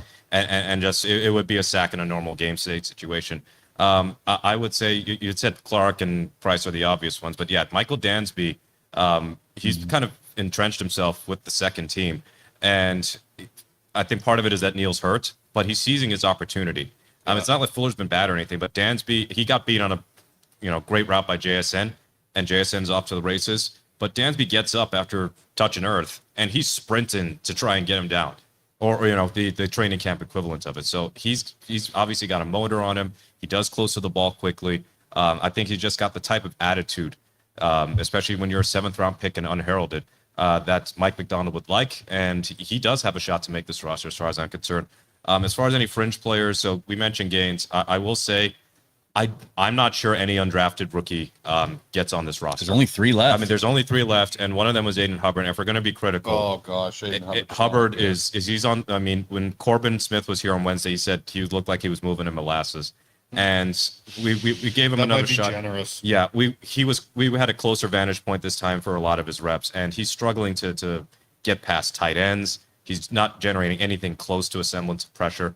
Yeah. So he's our priority UDFA. Like I was hopeful that Aiden Hubbard, especially with his productivity in Northwestern, would be potentially that sneaky guy who could get on the roster, but it's just not happening. So I'm not even sure that he makes it through all of preseason. I got one other name he's not a rookie, Josh, but he's a guy to keep an eye on. Maxon Hook. Yes, he's been running some with the 2s. A lot with the 2s. Yeah. He's been running more with the 2s than most, I thought. Often with Rodney Thomas. Sometimes it's Hook and AJ Finley. Sometimes they run 3 safeties with the second team, and it's Finley, Hook, Finley, Hook, Clark. And Bud Clark. So Maxon Hook's going to be a name to watch in preseason. And Devin Eastern had a play where actually he dinged up Federico Miranges because he straight jackknifed him. So it was a very physical play, and Eastern's just a monster dude. So I'm curious to see what Eastern could do to kind of get back into the swing of things with the competition. And it's a good thing that Gaines has shown flashes every day we've been there, because there is an opportunity for that 5th edge player. Mike usually keeps 5, and Connor O'Toole hasn't done anything in his second year to really separate himself. He just gets locked up. He just doesn't have any counters. He doesn't have any answers in his pass rush if his first move gets snuffed. We've seen Jared Ivey's been backed up. He's more of an interior guy anyway. Marvin Jones hasn't shown a thing. And then, you guys, I think, summed up Aiden Hubbard. We'll see when the game starts. Sometimes those guys stand out a little bit more in the games. But I think Gaines of that group is the one guy that has a shot, I think, to maybe impact this roster. On offense for you, Josh, I'll give you one other name to watch in the preseason, Ricky White. Yes. Oh yeah, we haven't talked about Ricky White yet. Yeah. He's been a steady Eddie. And he runs good routes. He catches football. Sam seems to trust him. He reminds me of Bobby Ingram to this point. Just how he gets open. Yeah, he's been very really much solid. like Bobby Ingram used to be for Matt Hasselbeck. I personally, if they were taking 6 receivers, I think he's receiver 6. He's at least the guy I think that's in the lead to be elevated on game day to be that extra special teams guy, because Emmanuel Henderson has really struggled. He's had some drops. Yeah. His route running isn't as crisp, I don't think, as Ricky Charles White. isn't making this team. Yeah. And Cody White, for his experience, has a lot of bubbles. Yeah, and he's going to be a perennial bubble guy, which means that I could see a situation where Cody ends up just back on the practice squad again. We know he's not going to get claimed by anybody. Yeah, he's never been claimed. I'm more concerned about like Dansby and Fuller. Yeah. If you don't roster either one, if one of them They will gets get waived, grabbed. unlike in years past where we have tended to way overreact to the idea that, oh man, all of our guys going to get claimed and hardly anybody does. This year is different, especially, and we mentioned it on Wednesday at Corbin show, Minnesota and Nolan Teasley And are Vegas. now a new player, and then Vegas with Kubiak, and Carolina has just got a sick addiction to ex-Seahawks. So Dan Morgan. yeah, Dan Morgan at the Seahawks ties there, and Canales, of course. So those are probably the top 3 teams to watch as far as the waiver wire for fringe Seahawks players. But it's a good problem to have when we're talking about guys way down the bottom who might not even get any regular season action, and you want to see them at least stay on the roster for like developmental purposes. Sure. Yeah, kind of wondering how Hard Knocks will play into the waiver process. That's another factor we didn't. Yeah, that's another thing too, guys. Yeah, It always has a fantasy football impact, right? Like it always seems to elevate guys a little bit on Bayless draft day. Jones Yeah, is thank another you, guy. Josh. Really appreciate it. Josh. S. Zokin checks in and says, Zokin. I'm a Brandon Peely fan, but I'd like to see Eastern on the practice squad. And I put that up there because we saw Peely's getting rotated in with the ones quite a bit. Yeah, He is, because he provides you your true almost zero nose tech in a way, right? Like that's what he is. So it'll be interesting to see what happens there, because that'll be a bit of a battle.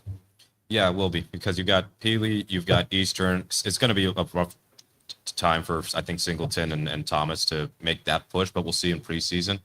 But yeah, I think that Devin Eastern, I thought he would, in my initial projection, I thought he would make the 53.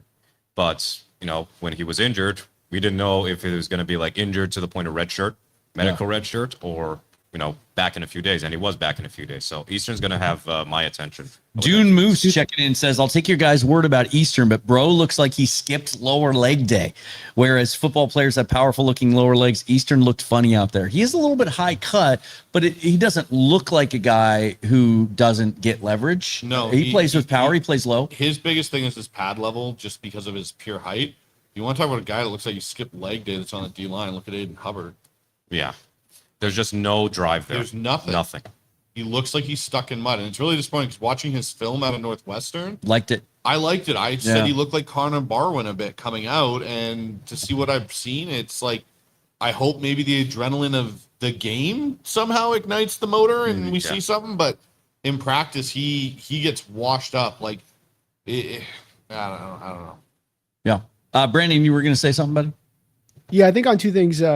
If Eastern can prove to be at the point of attack, able to hold up to the equivalency of what Brandon Peely did last year, which is that's kind of his, not superpower, but what he does as a main strength, he's making the roster over Peely, because Peely's never going to give you the mobility stuff and athleticism stuff that you can get from Eastern that he did show on tape coming out of Minnesota. And I do have to wonder, with what you guys are talking about, Dansby in these corners on the back end of the roster, if we get to the preseason games and Nehemiah Pritchett tackles as he's tackled previously, if not, he finds himself as the man maybe pushed off the back end of these rosters, especially if those guys show that they got the goods in that department. I would say less Pritchett, because he was one of the primary gunners in the special teams. And he's been starting. And he's been getting a lot of run with the ones. But the thing with Noah Igbenogany, he's not been terrible by any means. Yeah. But this could be, and I was talking about this before we went on air, he could get the Artie Burns treatment, where he's let go, doesn't get claimed, and then he's signed back to the practice squad. The usual administrative workaround process. We don't guarantee your contract for the whole year. Yeah. Oh, go ahead. They keep five corners then. And if we count even Mari as a corner, and there's only then 2 extra corner spots beyond Job, we know Neil's going to take that one spot. Well, it does then come down to that numbers game wise. We were talking about that today. I think there's so many intriguing young guys on this roster that the cut to 53 is going to look a whole lot less like a complete roster and more like, who are we afraid of getting claimed? And there might be some strategic moves, as there was last year with O'Toole and Ivy, as there was the year before that when they kept all those young offensive linemen, even though there was really no intention of playing any of those guys, just because they were more afraid they would get claimed. It might come down to that, right? Well, and here's the thing too with Neil, depending on what his injury is, because again, he wasn't even out there today. Like Bobo has been the only one that has been out with being injured and hanging out with the group. Yeah. Neil's not out there. So if it's a situation where, okay, we got to carry Neil through the cut to then put him on IR so we don't lose him for the whole year because he can come back in 6 weeks, then you're playing that roster juggle game basically on who you're pulling through and who you're not. Yeah, for sure. Here's one from Brian. He says to the group, Cyrus O'Torrance got a big extension today. Effect on Bradford. Yeah, it was 4 years, $78 million. O'Torrance is a guy that is a big, power-based, kind of heavy-footed guard. Never has made a Pro Bowl, to my understanding, and just got paid. Look, I've been saying for a year and a half, those who think that Anthony, the get Anthony Bradford the hell off my roster crowd, just watch when he leaves in free agency next year. He's going to get paid a whole hell of a lot more than a lot of his skeptics think he's going to, which is why I don't think he's a Seahawk beyond this year. As much as, we heard Corbin talk about it again the other night. John Benton loves Anthony Bradford, but with some of the other deals they have coming up with the way the guard market goes, he's 25 years old still. I still can't wrap my head around that. You're young. You've been a 4-year starter. You got the power he does. He's going to get $15 million a year in the offseason. The Seahawks can't afford to pay that. Yeah. No, they got to take a pass. It's unfortunate, but you're not going to be able to pay everybody on this team. Yeah. We got to make our peace with that. And you're going to have to be tactical like John was this offseason and letting certain guys walk and doing some math to say, I can replace this. I can find this somewhere. And I think that there are places you can do that in. I think right guard is kind of, you can make the argument, the least valuable of the 5 offensive line spots, and thusly with it, one that you can more easier find a replacement for. And they have options on the roster, guys that could be in position. And the other good news is he gets paid that kind of money. That's a 4th, 5th round comp pick. Yeah, based on what I've seen, I don't think the starting right guard's on the roster. No, and for those of you who are wondering, Bo Stevens, two things. One, no wrap on his arm, like there was on Wednesday. Yeah. So that's good news. And then he has been running with the third team.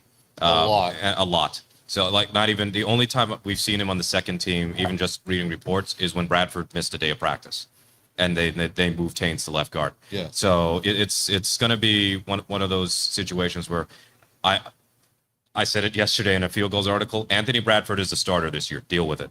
Yeah, he is, and he looked good today. And again. he should be. Yeah. He moved. He's moving well. His pass pro looks better. Like again today. There was a rep in the actual, I guess it would have been the situational period. Yeah. Him and Riley Mills were locked. Mm-hmm. They weren't moving. It was just a stalemate right there at the line of scrimmage, and no one was really given an inch. Yep. As good as that defense is, we know that the offense has been able to operate. Yep. The offensive line, I thought, looks like we should expect them to, being together for as long as they have and all the continuity they have. They're standing up to what might be the best defensive line in the league day in, day out. The other thing I will say that this group does better is they are way better at forming pockets. Yes, the pockets have been clean. Darnold hasn't been, frazzled, and they've been blitzing a lot. There are a lot of situational blitz packages that we were seeing. Your point. Yes. You wanted me to look at that? Mike's got some cool stuff coming this year, I think, with just safety blitzes, moving, there's a couple where it'll be Nick Eamon in the spot, but he's got ones where he's got Tyrese Knight bumped out to the wide 9. He's got DeAnthony Bell slotted in as the will with Ernest. And then on the other side, you've got Drake Thomas out as the other wide 9 with DeMarcus Lawrence inside. Like he's doing some weird stuff as a protection, it's causing running backs issues. Who do I pick up? Mm-hmm. Who do I take? Because someone's coming free. And on the interception, particularly today, is they tried to slide to where they thought the pressure was coming from, and D'Anthony Bell came right off the face into Sam's lap, and Sam basically tried to throw it to Barner and lead him away, and Drake Thomas just undercut it because he was right in Barner's head. Yep. Would you look at this? We got a question from Moz Guru. Do you ever envision a defensive formation that includes Ernest Jones, Drake Thomas, and Tyrese Knight, all three at the same time? Saw it today. Well, what do you know? Yep. Yeah, we saw quite a bit of that the last couple of days, especially today. They are using Tyrese Knight at times as an edge rusher. Yeah, and what with Thomas and Jones on the field. Yeah, and what I imagine, if there are legitimate concerns about edge depth below Dante Fowler, and at this point, it's hard to see any of those guys being odds on to make the roster. Maybe O'Toole because of the special teams, because at least he has that going for him. But you've got Tyrese Knight who could play on the edge. Riley Mills, multiple times we saw him line up a 2-point stance on the edge, which in turn is why we saw Jared Ivey kick inside. It seems like the big end stuff, big edge stuff for Jared Ivey is going to come to a close. So when Eamon Wari comes back, we know where he can line up. So basically, you've got these auxiliary pass rushers who can function like edge players, even though there can be, as small as 200 pounds, like Spoon. So who are you keeping, Connor O'Toole or Andre Fuller?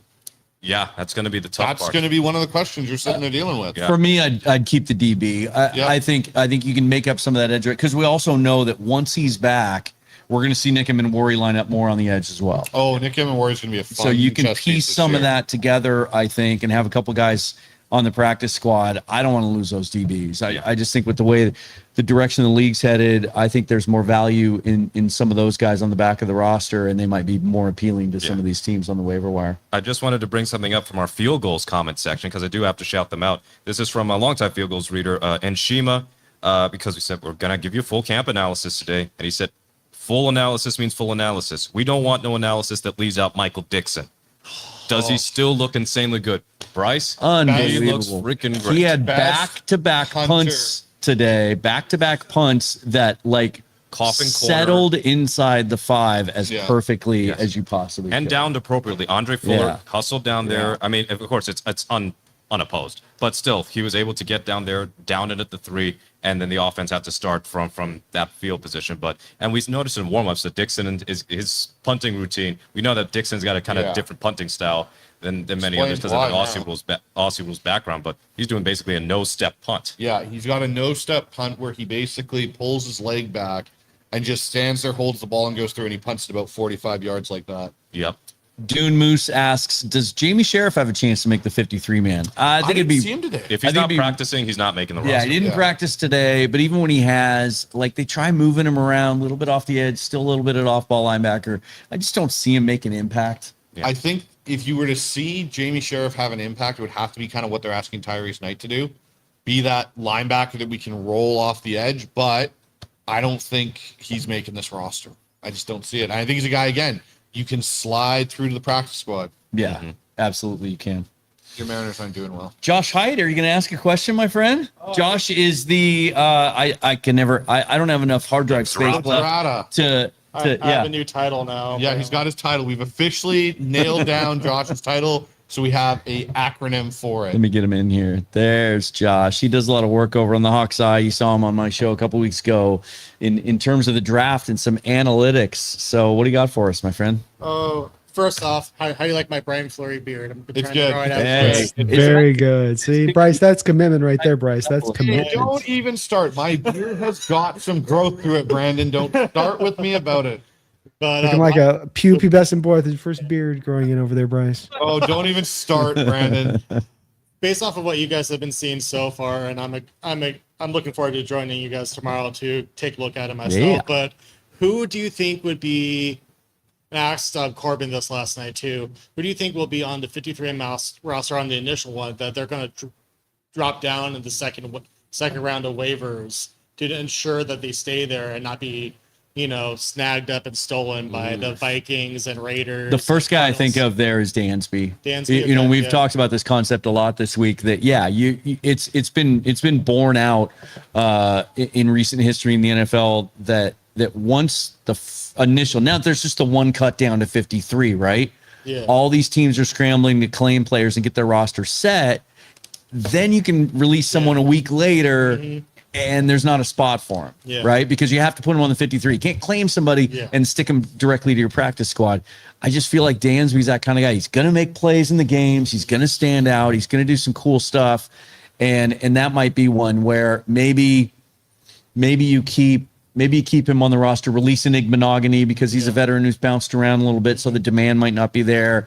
And then you can waive Dansby week 2, bring Monogany back, not have to guarantee his veteran salary for the whole year, something like that. There's definitely going to be some of those roster maneuvers happening. Anyone else you can think of? I think maybe Mason Richmond. I was going to say one of the offensive linemen, maybe. I think Richmond, because he ran third team today. Yep. And I think unless it's Cable Do stays somehow, like it's between those two. Realistically, I don't think it's Christian Haynes. I don't think it's Haynes will get claimed. I think Amari Kite's in a real battle for that other tackle spot. Yeah. Logan Brown looks really good. Yeah, he does. So I would have to go to Richmond or Cable Do, I think. And honestly, the most productive thing that was counterproductive Cable Do I've seen do is the fight.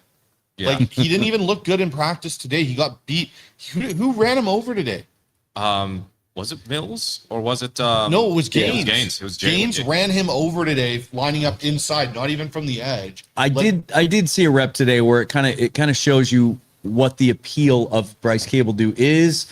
It was an outside zone play. He got to the second level. He was 30 yards downfield. Like he moves really well, but the other stuff just hasn't shown up I yet. can see it be Cable Do or Richmond. Mm-hmm. Awesome. Thanks, Josh. Josh is going to join us up at the table tomorrow, getting ready for that. We're going to be on again tomorrow at 2:30 for about an hour or so. So if you're coming down to Football Fest tomorrow, perfect opportunity to slide in, try a crop top, Belgian Pilsner. Fantastic beers here at Fast Fashion. Also, cider's good too. If you like crispy thin crust pizzas, they make their own and they're fantastic as well. Right? Yeah.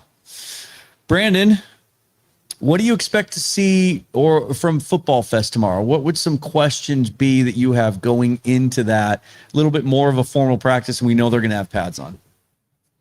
Yeah, I think the cornerback room, finding the guys that are going to separate themselves, because this is becoming one of the more interesting battles to me, especially when it comes down to just, having the best guys on the roster, who have been the best, rather than guys like a Pritchett, for instance, that you have for a couple of years. You have the investments. You think, well, we want the investment dictates more of the situation beyond who's just been the best guy. I think like we saw last year, this gets a little bit tough because it's unlike the Carroll years. You're not seeing a true scrimmage. You're sort of seeing more situational stuff / it's a little bit more of a relaxed environment. But I think the pre-snaps and shift stuff, I think one of the things that stands out at the forefront that you want to be thinking about, they'll have referees there. And, if you're going to do that stuff, it's cool to do it, but you got to get it out of the huddle quick. And then you've got to be able to have your guys be able to operate all that stuff without the penalties coming out. And of course, I'm sure that that's one of the things they're going to be telling the referees to look for. And you almost have to kind of master it in a way of how you want to play it, if you're going to get that to the regular season and have that be something that you see as a commonality to the way they go about it. So I'll be interested to hear from you guys if you're seeing a lot of those pre-snap penalties, guys out of sorts, not sure, unclear, Darnold or Miller doing the wave move, get over here. You see these guys do sometimes. So that'd be the main type of stuff. Want to see more of Mike dial up some of the blitzes and stuff, man. I probably get a little bit too much in the department, just loving the blitzes and just wanting to see more of it. Just because he's got so many flourishes he can bring out that he's not yet fully brought out, I don't think, yet here in Seattle. Stuff that even in Baltimore, he really uncaged. But for here, he's just been like, well, my front four guys are getting it done, so I'll just kind of roll the front four, run the stunts, run the loops, and we'll drop all 7 back into coverage and squeeze some windows. On the one point you make, I will say I've been really impressed with how clean these practices have been. Mm-hmm. Very, very. They've got referees out there every day. Very few pre-snap penalties, motion, sloppiness. Haven't seen the coaches have to get on guys for like lapses in concentration. Yeah. That, and you would expect that, especially on offense with all the continuity coming back. But I also think it speaks to this concern that like coming off a Super Bowl, are you going to lose some of that intensity? Are you going to lack an edge a little bit, be complacent? This team is focused, and we're seeing that in just how they're running the operation. It's very smooth. Yeah. Peter Gohawk says, I feel sorry for Mike McDonald having to make the final cut. Well, he doesn't have to do it all by himself. So they'll, but yeah, this definitely feels like a group of talent that there's going to be some losses. There's going to be some guys that they cut at the 53 that they would like to retain on the practice squad that are gonna get claimed. It just feels like that kind of roster. There's so much good young depth there. Peter Go Hawks also checking in with the super chat says, and we just touched on this a little bit, but I want to acknowledge the super chat. Who do y'all hope we keep for the 53 man at cornerback? I just, I think we've covered it pretty well, but I will say, man, Mike said it wasn't anything serious or long-term, but I really want to see Julian Neal out there shortly. Really disappointed we didn't get to see him this week. Because if we don't, basically Seattle's got one corner, and if they don't keep Fuller, then the only corner above 6 feet is nobody, really? Nobody. Yeah, it would be nobody. So, because like Pritchett's about 6 feet, so is Witherspoon, and then Job is kind of at 6 feet, 5'11" 5'11" range. yeah. So, losing Reek means you lose the height, and then you lose the speed. Well, you're not going to replicate the speed, but you can replicate the height, or to some degree. And Fuller and Neal were two of the taller corners even drafted in this class. I think what's interesting with Fuller as of recently is him moving inside. Yeah, some slot work for Fuller, and he has also been quite a bit on special teams. If sometimes you see us having these weird facial reactions, it's because the men are just sucking out loud. They had runners on first and second with one out and managed to advance nobody. So we are on our way, 3 innings away from consecutive shutout home losses, which is just a great way for all of us to be back in Seattle. Be their 12th shutout loss. Yes, this is when they took the 12 idea a little too literally. I just want to see him have to leave the best corners of the roster. I mean, this is the problem you should have with trying to build out a roster that's going to be 70 deep, is that you're left at times of cutting. You're at all times going, man, we're letting a good guy get away. And that's going to be just how you're trying to fundamentally run this stuff. Yeah. And that's going to be the offshoot of that. But the key note is that you're trying to build a really deep roster in a unique way that other NFL teams aren't, not past lip service. And that's what we really saw, I think, coming to bear last year with that championship roster. Bangers checking in with the $2 to $10 super chat. What about Mike Morris? Is he a bubble player? Excellent special teams player. He's been hurt, hasn't been out there. He is kind of like, I wish his name was Mike Myers instead of Mike Morris, because he is kind of that guy that it seems like you can't kill. Yeah. Right. Yes. Every time you think that he's probably replaceable. We know the coaches like him. We hear Mike Morris or Mike McDonald talk about him pretty glowingly. Yeah. He does contribute on special teams, but Green. Rasheem Green. Yeah. That's what he reminds me of. Like you see flashes of it, right? And that's the big thing that everyone's talked about in practice. Is you've seen flashes and then he's hurt. Yeah. And then you're like, oh God damn it. Like here we go again. Like it's the same old saga. And it's like he is in the last year of his deal, right? This is the last year for him. So and he didn't play pretty much all of his If he gets healthy, do you maybe try and trade him? Like John's typical little trades there and try and get another player back that gives you and when you start doing the math, like essentially on last year's roster, you add Riley Mills at the end of the season, they kind of made room for him on the roster there. But when you start looking at how many defensive tackles, interior guys that they usually keep, is that one too many, right? And is he kind of the odd man out? And we thought that maybe Jared Ivey would be a guy that could push Morris because he does some similar things inside and out.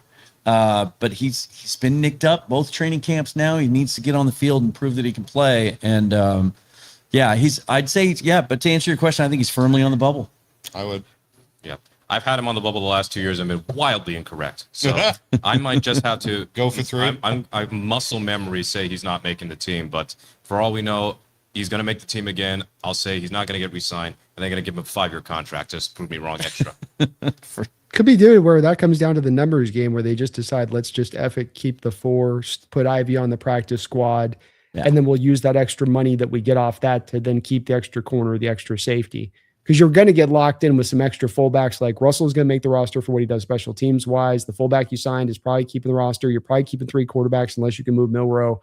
You got to grab from somewhere if you want to grab extra to one of those 2 positions. The one thing that I do keep coming back to is I'm questioning now of how committed they are to keeping 3 quarterbacks on the roster. And what I mean by that is if Jalen Milrow continues to show what he has shown us this week and gets into the preseason games and looks like he can operate the operation at a high level and that he's a guy that they might be able to trust as the backup, is it a luxury to keep 3? Is there a position somewhere else that's going to cost you a player that has some value? I don't feel like they would be comfortable letting Drew Lock go. I don't think Drew Lock's going anywhere. But you really screwed with my head, pointing out the Hard Knocks depth chart thing. That's what I do. Yeah. No, you gotta keep. Sorry, go ahead, Bryce. No, go ahead, Brandon. You're good. You got to keep him. Drew Lock, this is a Super Bowl roster, and you can't have a young quarterback coming out there trying to figure some stuff. Yeah, no, we don't Drew talk Lock's about it. done He's exactly been what you want really, your two really to do. solid. Yeah, Drew does what you want your 2 to be. Yeah. If for whatever reason, knock on wood, something were to happen to Sam, Drew Lock can go in with this roster and win 2 games. I haven't seen Drew throw a pick this week. Yeah, No. and that's the thing. Like, you could legitimately say Drew Lock could go in and win you a couple games if you needed him to. Yeah. Jalen Milroe, yes, there has been development. I will continue to stress that there has been development, but nowhere near the enough for me to say Drew Lock is not needed on this roster. If you're okay losing Milroe, then you keep Drew Lock and you go, okay, we're just going to keep re-upping Drew Lock and we'll swing at another quarterback at another point in time. You, in my opinion, keep 3 and you reassess next year. If Drew wants to come back on a 1-year deal, you do another 1-year deal with Drew and you say, okay, this is the year for competition. If Jalen can't beat out Drew this year, we're trading Jalen. Maybe we get something for it. And then we're doing the 8. We're going to try again with a quarterback. Yeah.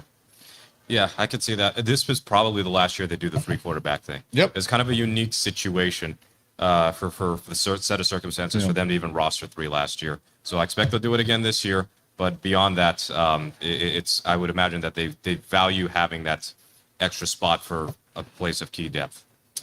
Anybody else in the crowd have a question for us? Does anybody haven't put their name in the hat yet?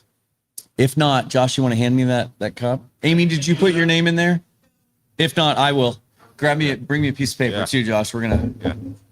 And a nice try from Peter Go Hawks to try and get his name into the hat. But we did say you had to be here, so Yes. thank you, So sir. I can, Adam was Appreciate here, it. so I'll put Adam's name in as well because he was here.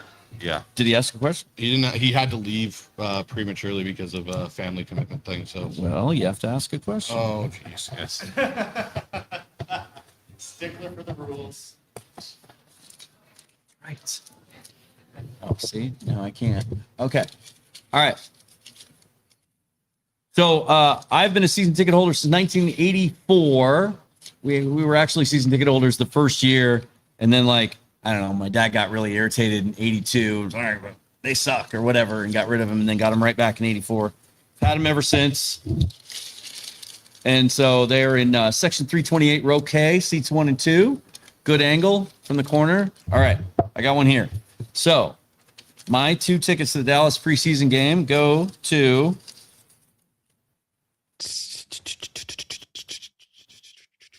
Josh Wilmot. Yeah. Woo. Yeah. Josh. Okay, good. So Good. Okay, Josh, you've got your email address on here, so I will transfer you the tickets digitally. You just have to accept them. And congratulations. Congrats, Josh. Don't act like a fool. You get me in trouble. Don't do that. yeah. And Hey, then, thank you to everyone out there too for popping in here tonight. Amy, I'm going to let you pick anything you want from the merch site, Syndicate wise, and you just let me know which style and size, and I will have that shipped to you. Absolutely. Thanks for being here, you guys. Yeah. And does anybody want to go at bat for the next inning? Oh gosh. Because yeah, we got two people up front, Josh and Just put the heights in. We're good. yeah. Love all of you for being here. We, as I said, we're going to be back again at 2:30 tomorrow before Football Fest. So if any of you are coming down for that big practice at Lumen Field or the Mariner game, which starts shortly after that, it's going to be crazy down here tomorrow. Swing in, say hi to us, and watch our show. And then we'll probably hang out for a half an hour or so before we head over to the practice after that. Brandon, before we get out of here, final thoughts? Just sounds like the vibe I get off you guys is that everything sounds in the right place. Kind of like more of what we've heard from this training camp, which is that it's not sexy. It ain't necessarily like, oh, this is like something. It's just like everything's kind of business as usual in a good way. These guys have put their hard hats on. They're going to the mines every day. They're chipping along at it. And it's kind of similar sounds to what the energy was a little bit from what we got from them last year. It's not flashy, but that's the impression I've gotten from you guys. So by all means, correct me if it's kind of what you've gotten from the sense of being in person on this. It's great to hear. I think that it just matches more of what we got the returns of last year by that manner. But is that kind of confirmed with you guys? I would say so. And I think the thing that impresses me more than anything, it's not just the talent on the field. We've talked so much about the depth on this roster. It's just how meticulous and how well oiled these practices are, everything to a T. I didn't always see that under Pete. It's a well-oiled machine and then some, and that's a credit not just to Mike McDonald and his staff, but also Brian Fleury and stepping in on this offensive group his first year and really taking control. I know you saw some stuff on Wednesday where there were some things he wasn't happy about, and he let people know it. Oh, did he ever let people know? I would say, Brandon, to be honest, this is what you want a Super Bowl champion team to look like in training camp, with a lunch pail, go to work, fix the things, be detail driven on what you're doing, and have that connectivity, which this team clearly does have. And that's what allows you to be successful year in and year out and have an opportunity to compete for Super Bowls. It's not the super highs of being flashy and then come crashing down, which at some points we saw in the Pete Carroll era, right? We saw the drama set in and we had all those different things go on. Mike doesn't seem to allow that to happen. His staff doesn't allow that to happen. And the other really cool thing is seeing the development of the staff, guys, right? Like seeing Dirty is basically solely calling defense now in practice. You got Brian Fleury doing his thing, but then you see Jake Pete's involved and he's involved in what they're doing. And it's just, you can see the developmental factor with even the staff and how bought in the staff is to the process as well, which is something I think sometimes we didn't see enough of from Pete. Yeah, and certainly Pete's in the early years, I think he was more of course he has his personality of the players coach, but he could be a bit of a disciplinarian and a bit of a hard ass when things were not to his liking. And I think he did lose his edge over time. And by losing his edge, the team was less disciplined, just sloppy play repeatedly. That's every time the Seahawks would lose, there would be a little bit of a perplexed look on Pete. And unfortunately, it carried over to his 1 year with the Raiders, where a lot of the same issues that kind of proved to be his downfall in Seattle came up. They came up in Vegas, but except that Vegas doesn't have a roster that was nearly as talented as one of the worst Pete Carroll teams for Seattle in those last few years. So, of course, we're not here to just dump on Pete or just because McDonald's been great. Pete was great for us, but now we see why the Seahawks had to move on from Pete and kind of reinstill that sort of culture, a mixture of what Pete provided those first couple of years, but like a more 2026 version, kind of like how can you build upon what Pete did those first couple of years, but take it in a different direction so that you could sustain it longer and also have less of the drama that admittedly came with having to deal with all of those personalities during the Legion of Boom days. You have maybe a Legion of Boom type of successor here in the dark side, or maybe they're carving out their own legacy as opposed to being like some sort of second act. But yes, we're not seeing until we see it. I think it's good that Seattle's had such a boring offseason. It may not be good for us as content creators because drama is fun. Look at how much stuff we had to cover last year. We had to cover Geno getting traded, DK getting traded, Tyler getting cut, and then having Grubb get fired and Huff get fired and having these new coaches come in. So it created so much more, so many more questions regarding that your Seahawks team, such that it was a surprise when Seattle was Super Bowl good. I think the three of us knew this team was playoff good, but Super Bowl good was a slightly different story. Yeah. And now they're the champions again. And unlike the last time, even the 2014 team, that offseason was kind of forgettable. You had what? Kevin Williams as your big signing for the offseason. They almost signed Jared Allen, but they almost signed Jared Allen or traded for him like 5 times. Yeah, so the drama unfortunately happened during the season. Yeah, when it came to Harvin and it came to all the locker room stuff with Russ and all that. Losing guys was the big story. Losing Tate, losing Giacomini and a bunch of other guys. So 2026, I think Mike does an exceptional job at keeping things kind of with a tight lid. we might as well leave with some controversy. Taker 610 checking in with the super We got chat. one member above to that. Yeah. Yes. Says, how fast can we trade for Carson Beck based on that Hall of Fame game performance? CBS gave Arizona a 0% chance of winning the Super Bowl. LOL. And then, Zgokin says, I'm trying to join a Hawks non-dynasty fantasy league. Can y'all help me out? I think you guys have some stuff set Dynasty, up. that's where Koken tried to go first. So it's got to be something that's not dynasty related. Yeah. Yeah, and I tried to send to the link to you on the thing. I'm having issues finding your user profile on the Discord channel. So the problem with doing the fantasy thing is like I got kind of pulled into it, not wanting to do it with the channels, and was like, well, I'll do the commission thing. I'll handle it. You won't have to do anything. And then the commission goes, I don't want to do it anymore. Can you handle all this stuff? And it's like, look, I don't have time to do the commissioner league and get the username attached to this and bring it. So it's kind of hard on my end to try to do this right now. But I'll try to see if I can locate you on getting the link. That your user profile did not show up when I looked for it in Discord the other day. I sent you a screenshot on that one. This just in, also, the Mariners will not be shut out for a 12th time this season. Julio Rodriguez with a 2-out home run in the bottom of the 9th inning. They are now down 2-1 to the Tampa Bay Rays, trying to win the first game of this series as they celebrate their 50th anniversary. Just went out and got that one. Yeah, so finally. You can hang the banner at T-Mobile Park. Scored a run this week. Scored a run. Yeah, good thing they fired the third assistant hitting coach a couple of weeks ago. That really helped out. Well, that's going to do it for us, guys. We'll wrap this up and shoot, maybe we'll watch this comeback and hang out with some people as they come by after the game. I want to thank all of you guys for being here. Boom, let's do a little bit of this. Thanks for coming out to see us. If any of you are coming down for Football Fest tomorrow, definitely drop in as well. Yeah. If you haven't tried the beer here at Fast Fashion, I highly recommend doing it. The pizzas as well. Bryce, Brandon back at home. Yeah. Mookie, Mariners just lost again, 2-1. Fire everybody. Get rid of them all. Tear it down. Let's put them out of their misery. Hey, should we try a Go Hawks with our audience? Because we suck at we do. Yeah, Brandon voted yes. But if y'all would just can't be any worse than how we do it. Just listen to the cadence. Here's how it's gonna go. Ready? It's imagine I'm counting to 5. 1, 2, 3, 4, 5. Except 4 is go and 5 is Hawks. Okay, so you go. I'm gonna do it. We're gonna do it. This is how it's gonna sound. 1, 2, 3, go Hawks. Can we do that? Try. Ready? Let me turn up the crowd mic a little bit. Get that thing a little louder. Maybe they can help us out. All right, you guys, ready? 1, 2, 3. Go Hawks. Brandon's still behind, but he's delayed. He's like 1,800 I'm on a delay. There's a little bit of it's called latency. So he has an excuse. But he was right there with it. That was our best one by far.